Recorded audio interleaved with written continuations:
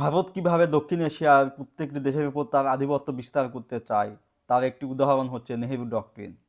এই নেহেরু ডক্ট্রিনের উদ্ভাবক হচ্ছেন ভারতের প্রথম প্রধানমন্ত্রী জওহরলাল নেহেরু। এই নেহেরু ডক্ট্রিনকে ইন্ডিয়া ডক্ট্রিনও বলা হয়। এর মাধ্যমেই ভারতের আধিপত্যের আকাঙ্ক্ষা বিস্তারিত হয়েছে।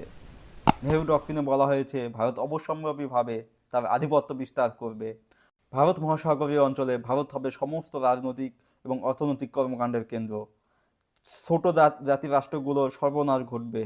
তার তারা সাংস্কৃতিকভাবে স্বায়ত্তশাসিত অঞ্চল হিসেবে থাকবে, কিন্তু রাজনৈতিকভাবে স্বাধীন থাকবে না। এই নেহেরু ডক্ট্রিনকে সামনে রেখেই ভারত তার আধিপত্যবাদী চেতনা দক্ষিণ এশিয়ায় বিস্তার করে। এর অংশ হিসাবে তারা হায়দ্রাবাদ এবং সিকিমকে দখল করে। নেহেরু ডক্ট্রিন অনুসারে ভারত তার দক্ষিণ এশিয়ার প্রত্যেকটি প্রতিবেশী দেশের উপরে আধিপত্য বিস্তার করতে চায় দ্বিপাক্ষিক সম্পর্কের ভিত্তিতে। নেহেরু ডক্ট্রিনের বিপরীতে অ্যান্টিডট হিসাবে শহীদ প্রেসিডেন্ট জিয়াউর রহমান নিয়ে আসেন সার্কের ধারণা।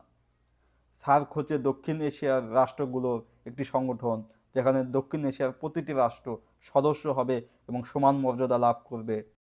নেহেরু ডক্ট্রিনে যেখানে রয়েছে ভারতকে কেন্দ্র করে দ্বিপাক্ষিক সম্পর্কের ধারণা, সেখানে জিয়াউর রহমানের সার্কের ধারণা রয়েছে দক্ষিণ এশিয়ার প্রত্যেক দেশের মধ্যে বহুপাক্ষিক সম্পর্কের ধারণা। নেহেরু ডক্ট্রিনে যেখানে রয়েছে অখণ্ড ভারতের চিন্তা, সেখানে জিয়াউর রহমানের সার্কে রয়েছে দক্ষিণ এশিয়ার চিন্তা, যেখানে প্রত্যেকটি রাষ্ট্র স্বাধীন হিসাবে কাজ করবে এবং তাদের আলাপ আলোচনার মাধ্যমে সমস্যার সমাধান করবে। নেহেরু ডক্ট্রিনে যেখানে দ্বিপাক্ষিক সম্পর্কের মাধ্যমে আধিপত্য বিস্তার, ভারত বড় দেশ হিসেবে আধিপত্য বিস্তার করবে, সেখানে সার্কের গঠনের মাধ্যমে প্রত্যেকটা দেশ সমান মর্যাদা লাভ করে বহুপাক্ষিক আলোচনার মাধ্যমে নিজেদের সমস্যার সমাধানে এগিয়ে আসবে এবং নিজেদের মধ্যে সাংস্কৃতিক, রাজনৈতিক, অর্থনৈতিক এবং বাণিজ্যিক যোগাযোগ বৃদ্ধি করবে। এভাবে সার্ক প্রতিষ্ঠার মাধ্যমে শহীদ প্রেসিডেন্ট জিয়াউর রহমান তার রাজনৈতিক দূরদর্শিতার পরিচয় দেন।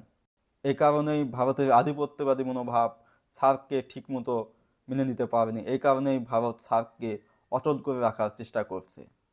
কারণ সার্ক প্রতিষ্ঠিত হলে দক্ষিণ এশিয়ার দেশগুলোর ভিতরে যে সদ্ভাব প্রতিষ্ঠিত হবে, তাদের ভিতরে যে বহুপাক্ষিক আলোচনা প্রতিষ্ঠিত হবে, তার মাধ্যমে ভারত বড় দেশ হিসাবে, দাদা হিসাবে আধিপত্য বিস্তার করতে পারবে না।